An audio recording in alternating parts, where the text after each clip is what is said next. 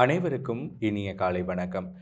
இன்றைய தினமும் நமது டிவியின் மறுபக்கம் நிகழ்ச்சியோடு இணைந்திருக்கின்றீர்கள். இன்றைய தினம் 2025ஆம் ஆண்டு ஏப்ரல் மாதம் 6ஆம் திகதி ஞாயிற்றுக்கிழமை, மாதத்தின் முதலாவது ஞாயிற்றுக்கிழமையில் உங்களை சந்திப்பதில் மகிழ்ச்சி. நான் ராசலிங்கம் ரவிரகு. இன்றைய தினமும் நமது டிவி செய்தியறைக்கு கிடைத்திருக்கக்கூடிய பத்திரிகைகளின் முதற்பக்க செய்திகளின் உள்ளடக்கங்கள் என்ன என்பது தொடர்பில் இன்றைய மறுபக்கம் நிகழ்ச்சியில் நாங்கள் ஆராய இருக்கின்றோம். அந்த வகையில் குறிப்பாக இன்றைய தினம் நாடளாவிய ரீதியில் பிரசுரமாகக்கூடிய அனைத்து தமிழ், சிங்கள, ஆங்கில மொழி பத்திரிகைகளின் பிரதான தலைப்புச் செய்தியாக நாட்டிற்கு விஜயம் செய்திருக்கக்கூடிய இந்திய பிரதமர் ஸ்ரீமத் நரேந்திர மோடியின் இலங்கை விஜயம் தொடர்பான அனைத்து தகவல்களும் செய்திகளாக பிரசுரமாக இருக்கின்றன. குறிப்பாக நேற்றைய தினம் முழுவதும் நரேந்திர மோடி அவர்கள் இலங்கை அரசாங்கத்துடன் இணைந்து பல்வேறு நடவடிக்கையில் ஈடுபட்டிருந்தார். அது தொடர்பான செய்திகளை பிரித்து இன்றைய தினம் நாளிதழ்களில் செய்திகள் பிரசுரமாக இருக்கின்றன. அதே போல நேற்றைய தினமும் இலத்திரனியல் ஊடகங்களினதும் முழு பேச்சு பொருளாக இருந்தது பாரத பிரதமரின் வருகை. ஆகவே இன்றைய பத்திரிகைகளில் பாரத பிரதமர் நரேந்திர மோடியை பல்வேறு தரப்பினரும் சந்தித்து கலந்துரையாடி இருக்கின்றனர். அதே போல பல அபிவிருத்தி திட்டங்கள் நாட்டில் நேற்றைய தினம் அங்குரார்ப்பணம் செய்யப்பட்டிருக்கின்றது. இந்த விடயங்கள் தொடர்பில் இன்றைய நாளேடுகளில் எவ்வாறான தலைப்புகளில் செய்திகள் பிரசுரமாகி இருக்கின்றன என்பது தொடர்பில் மறுபக்கம் நிகழ்ச்சியில் தற்போது பார்ப்போம். அந்த வகையில் யாழ் தினக்குரல் பத்திரிகையின் பிரதான தலைப்புச் செய்தியாக தமிழ் தேசிய இனப்பிரச்சினைக்கு சமஷ்டி ஆட்சி ஒன்றே தீர்வு, தமிழ் தேசிய கட்சிகளை டெல்லிக்கு அழைக்க கோரிக்கை, நில அபகரிப்பு, பௌத்தமயமாக்கல் நடவடிக்கை தொடர்கிறது, இந்திய இலங்கை மீனவர் பிரச்சினைக்கு நிரந்தர தீர்வு காணப்பட வேண்டும், வடக்கு கிழக்கில் இந்தியாவின் அபிவிருத்தி திட்டங்களை வரவேற்போம், இந்திய பிரதமர் நரேந்திர மோடியுடனான சந்திப்பில் தமிழ் தேசிய கட்சிகள் தலைவர் என்ற உப தலைப்புகளுடன் குறித்த பிரதான செய்தி பிரசுரமாக இருக்கின்றது யாழ் தினக்குரல் பத்திரிகையில். இதனைத் தொடர்ந்து இந்திய பிரதமர் நரேந்திர மோடிக்கு இலங்கை மித்ர விபூஷண விருது வழங்கி கௌரவித்த ஜனாதிபதி என்ற தலைப்பானது ஜனாதிபதி அனுரகுமார திசாநாயக்க அதே போல பிரதமர் நரேந்திர மோடியின் நிழற்படத்துடன் குறித்த செய்தி பிரசுரமாகி இருக்கின்றது. இதனை தவிர இலங்கை சிறைகளில் தடுத்து வைக்கப்பட்டுள்ள இந்திய மீனவர்கள் படகுகளை உடன் விடுதலை செய்யுங்கள் என்ற பிரதமர் மோடியின் கோரிக்கையானது அவருடைய நிழற்படத்துடன் யாழ் தினக்குரல் பத்திரிகையின் முதற் பக்கத்தில் செய்தி பிரசுரமாக இருக்கின்றது.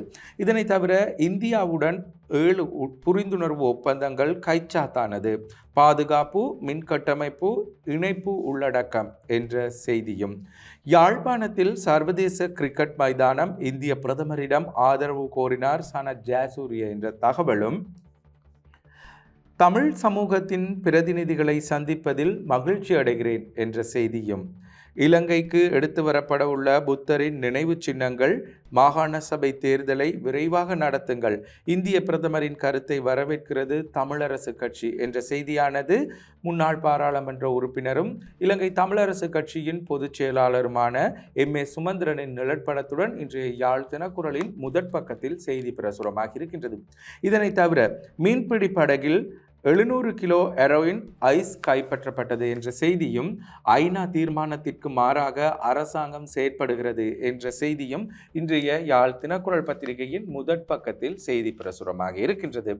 இதேவேளை வலம்புரி பத்திரிகையின் பிரதான தலைப்புச் செய்தியாக இலங்கை இனப்பிரச்சினை விவகாரத்தில் இந்தியா நேரடியாக தலையிட வேண்டும், பாரத பிரதமரிடம் தமிழ் தலைவர்கள் கோரிக்கை என்ற செய்தியானது, தமிழர்களுக்கான அரசியல் தீர்வு, 13வது திருத்தச் சட்டம், மாகாண சபை தேர்தல், மீனவர்கள் பிரச்சினை என்ற உப தலைப்புகளுடன் நேற்றைய தினம் பாரத பிரதமர் நரேந்திர மோடி அவர்களை சந்தித்த தமிழ் அரசு கட்சிகளின் பிரதிநிதிகள் அதே போல ஏனைய தமிழ் பிரதிநிதிகளின் நிழற்படத்துடன் இன்றைய வலம்புரியின் முதற்பக்க பிரதான தலைப்புச் செய்தி பிரசுரமாகி இருக்கின்றது.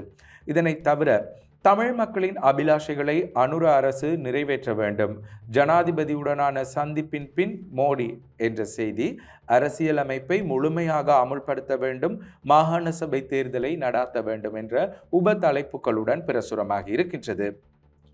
தமிழ் சமூகத்துக்கு இந்தியா தொடர்ந்தும் அசைக்க முடியாத அர்ப்பணிப்பை வழங்கும் தனது எக்ஸ் தளத்தில் மோடி என்ற செய்தியும், பாதுகாப்பு, வலுசக்தி, டிஜிட்டல் உட்பட 7 ஒப்பந்தங்கள் கைச்சாத்து என்ற செய்தியும், இந்திய மீனவர்களை விடுவிக்க அவர்களின் படகுகளை ஒப்படைக்குக அனுரவிடம் மோடி வேண்டுகோள் என்ற செய்தியும், திருகோணேஸ்வரர் ஆலய புனரமைப்புக்கு உதவுவோம் செய்தியாளர் மாநாட்டில் மோடி என்ற செய்தியும், திருக்குறளோடு உரையை ஆரம்பித்த பிரதமர் மோடி என்ற தகவலும், இந்து கோயில்களின் பிரதேசங்கள் பௌத்தமயமாக்கல் அரசால் முன்னெடுக்கப்படுகின்றதா, தமிழ் தலைவர்களிடம் கேள்வி எழுப்பிய மோடி என்ற செய்தியும் இன்றைய வலம்புரி பத்திரிகையின் முதற்பக்க செய்திகளாக பிரசுரமாக இருக்கின்றன.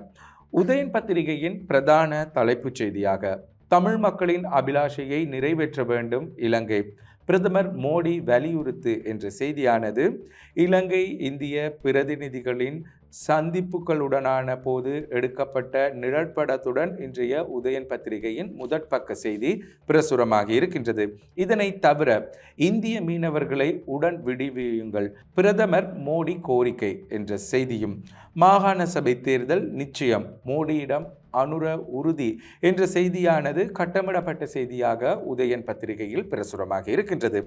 இதனை தவிர்த்து இலங்கையில் சமஷ்டி ஏற்பட இந்தியாவின் அழுத்தம் தேவை, பிரதமர் மோடியிடம் சுட்டிக்காட்டு என்ற தகவலும், இந்தியாவுக்கு ஆபத்து நேர இலங்கை அனுமதிக்காது ஜனாதிபதி அனுர தெரிவிப்பு என்ற தகவலும், இந்தியா இலங்கை இடையே 3 அபிவிருத்தி திட்டங்கள் என்ற தகவலும், இந்தியாவுடனான ஒப்பந்தம் எந்த பாதிப்பும் ஏற்படாது பாதுகாப்பு செயலாளர் தெரிவிப்பு என்ற தகவலும் இன்றைய உதயன் பத்திரிகையின் முதற்பக்க செய்திகளாக பிரசுரமாகி இருக்கின்ற இதே சந்தர்ப்பத்தில், யாழ் பல்கலைக்கழகத்தில் பகிடுவதை மாணவனை தாக்கிய 2 விளக்கமறியல் என்ற செய்தியும் இன்றைய உதயன் பத்திரிகையின் முதற்பக்க செய்திகளாக பிரசுரமாக இருக்கின்றன.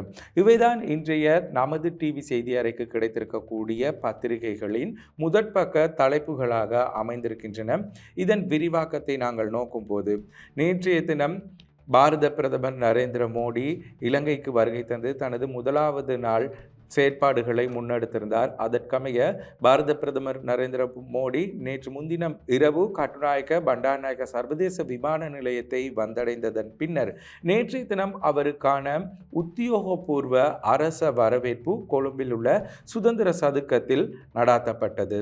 குறிப்பாக மரியாதை வேட்டுக்கள் தீர்க்கப்பட்டு, இருநாட்டு தேசிய கீதங்கள் இசைக்கப்பட்டு, ஜனாதிபதி அனுரகுமார திசாநாயக்கவினால் பாரத பிரதமர் நரேந்திர மோடி வரவேற்கப்பட்டார். அதனைத் தொடர்ந்து பாரத பிரதமர் ஜனாதிபதி செயலகத்திற்கு விஜயத்தை மேற்கொண்டிருந்தார். அங்கு சென்றபோது இலங்கை இந்திய பிரதிநிதிகள் சந்தித்திருந்தனர். இதன்போது ஜனாதிபதி அனுரகுமார திசாநாயக்க மற்றும் இந்தியா சார்பில் பிரதமர் மோடி ஆகியோரின் தலைமையில் இந்த கூட்டங்கள் நடாத்தப்பட்டன. இதன்போது 7 உடன்படிக்கைகளும் கைச்சாத்திடப்பட்டன. குறிப்பாக நாட்டில் மின்சக்தி, வலுசக்தி, அதேபோல பாதுகாப்பு, உட்கட்டமைப்பு உள்ளிட்ட விடயங்கள் தொடர்பான ஒப்பந்தங்கள் கைச்சாத்திடப்பட்டதாக ஜனாதிபதியின் ஊடக பிரிவு வெளியிட்டிருக்கக்கூடிய செய்தி குறிப்பில் தெரிவிக்கப்பட்டிருக்கின்றது. இதில் நேற்றைய தினம் சில அபிவிருத்தி திட்டங்களும் பிரதமர் மோடி மற்றும் ஜனாதிபதியால் ஆரம்பித்து வைக்கப்பட்டன. அதில் விசேடமாக திருகோணமலை சம்பூர் பகுதியில் அமைந்திருக்கக்கூடிய மின் உற்பத்தி நிலையம் நேற்றைய தினம் உத்தியோகபூர்வமாக ஆரம்பித்து வைக்கப்பட்டிருக்கின்றது. இதனை தவிர ஏனைய பரஸ்பர கலந்துரையாடல்களிலும் பிரதமர் மோடி ஈடுபட்டிருந்தார். அதற்கமைய நேற்றைய தினம் எதிர்க்கட்சி தலைவர் சஜித் பிரேமதாச அவர்களை கொழும்பில் உள்ள நட்சத்திர விடுதியொன்றில் பிரதமர் மோடி சந்தித்து கலந்துரையாடினார். அதேபோல தமிழ் அரசியல் கட்சிகளின் தலைவர்களையும் பிரதமர் மோடி சந்தித்திருந்தார். குறிப்பாக வடக்கு கிழக்கை பிரதிநிதித்துவப்படுத்தக்கூடிய அரசியல் தலைவர்கள், அதே போல மலையகத்தை பிரதிநிதித்துவப்படுத்தக்கூடிய அரசியல் தலைவர்களையும் சந்தித்திருந்தார். இதனை தவிர விளையாட்டுத்துறை சார் அதிகாரிகள், அதே போல வல்லுநர்களையும் பிரதமர் மோடி சந்தித்திருந்தார். அந்த வகையில் இலங்கை தமிழரசு கட்சி மற்றும் ஏனைய தமிழ் கட்சிகளின் தலைவர்கள் நேற்றைய தினம் பிரதமர் மோடியை சந்தித்திருந்த போது தமிழ் மக்களிடம் அவர்களிடம் புரையோடி போயிருக்கக்கூடிய பிரச்சனைகள் தொடர்பில் மிக நீண்ட நேரம் கலந்துரையாடப்பட்டிருக்கின்றது. சுமார் 45 நிமிடங்கள் இது தொடர்பில் கலந்துரையாடப்பட்டதாகவும் தெரிவிக்கப்படுகின்றது. அந்த வகையில் மீனவர் பிரச்சினை, காணி விவகாரம், பௌத்தமயமாக்கல் உள்ளிட்ட பல விடயங்கள், அதே போல சமஷ்டி தீர்வு தேவை எனவும் மாகாண சபை தேர்தல் நடாத்தப்பட வேண்டும் எனவும் இதன் போது வலியுறுத்தப்பட்டதாக கூறப்படுகின்றது. அதே போல மலையக அரசியல் தலைவர்களுடனான சந்திப்பின் போது மலையக மக்களுக்கான தோட்ட உட்கட்டமைப்பு வசதிகளை மேம்படுத்துதல், அதே போல இந்த மக்களுக்கான தனியான வீட்டு திட்டம் உள்ளிட்ட பல விடயங்கள் தொடர்பில் கலந்துரையாடப்பட்டிருக்கின்றது. இந்த சந்திப்புகளின் பின்னர் பிரதமர் நரேந்திர மோடி தனது எக்ஸ் தளத்தில் பதிவிட்டிருந்தார். தமிழ் அரசியல் தலைவர்களை சந்தித்ததில் தாம் மகிழ்ச்சி அடைவதாக தனது எக்ஸ் தளத்தில் குறிப்பிட்டிருந்தார். அவர்களின் கோரிக்கை தொடர்பில் பரிசீலனை செய்யப்பட்டு இலங்கை அரசாங்கத்துக்கு அது தொடர்பில் தெரிவிப்பதாகவும் கூறியிருந்தார். அதே போல மலையகத்தில் 10,000 வீட்டு திட்டங்களை நிர்மாணித்தல் மட்டுமன்றி உட்கட்டமைப்பு வசதிகளை, சுகாதார வசதிகளை மேம்படுத்துதல், சீதையம்மன் கோவில், அதே போல திருகோணேஸ்வரம் கோவில் ஆகியவற்றுக்கான புனரமைப்பு பணிகளுக்கான நிதி உதவி வழங்குதல் உள்ளிட்ட பல விடயங்களை மேற்கொள்ள இந்தியா தொடர்ந்தும் தயாராக இருப்பதாகவும், இலங்கையின் அபிவிருத்திக்கு இந்தியா ஒரு நட்பு நாடு என்ற வகையில் தொடர்ந்தும் தோழனாக கை கொடுக்க தயாராக இருப்பதாகவும் பிரதமர் மோடி தெரிவித்திருக்கின்றார். ஆகவே இன்றைய தினம் பிரதமர் மோடி அனுராதபுரத்திற்கு விஜயம் செய்ய இருக்கின்றார்.